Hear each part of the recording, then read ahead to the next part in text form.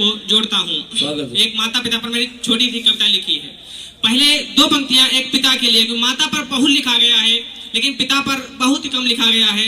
अगर आपको लगे कि मैंने एक पिता की परिभाषा 2 लाइन में की है तो मुझे आशीर्वाद दीजिएगा। स्वागत कि तुम्हारी खुशी के लिए निज अरमानों की जलती चिता है। तुम्हारी खुशी के लिए निज अरमानों की जलती चिता है। पहचानो उसे, वह कोई और नहीं तुम्हारा पिता है। तुम्हारा पिता है। बहुत अच्छा।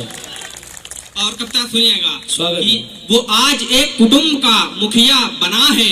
सुना है उसके घर में एक बेटा जना है। वो अब अपने सुख के सब साधन तजेगा।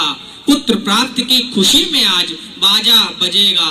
समय बीतता है, घड़ी बीतती है, एक बेटी भी गोदी चढ़ी खेलती है। आज दोनों पापा के कंधे चढ़े हैं, झगड़ते हैं आपस में, हम बड़े हैं।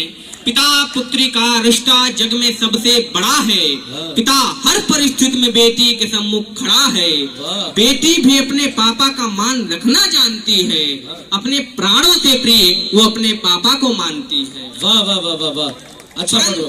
आजकल के इन बेटों को क्या हुआ है, आजकल के इन बेटों को क्या हुआ है, माता पिता को छोड़ पत्थरों से मांगते दुआ है। परंतु कोई पत्थर तुम्हें दुआ न देगा। तपेगा जब दिवाकर तभी हिमालय गलेगा। कस्तूरी मृग कुंडली में ही बसता है, फिर भी मृग उसे विपिन में जा जाके तकता है। उसी भांति हम भी दुनिया से ईश्वर का पता बूझते हैं, परंतु घर में बैठे वो देव ना हमें सूझते हैं।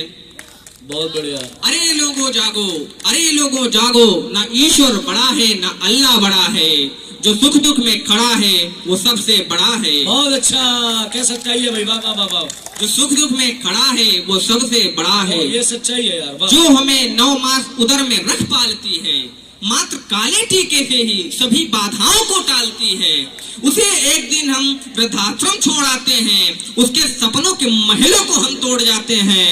पता नहीं श्रवण का ये देश कहाँ जा रहा है, पश्चिम की तुच्छ विचारधाराओं में बहा जा रहा है।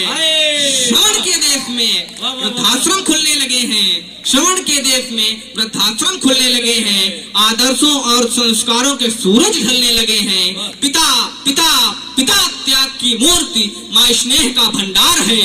माँ बाप की कृपा से होता पुत्र का उद्धार है। बहुत बहुत धन्यवाद। बेहतरीन बड़ा दोस्त मेरे।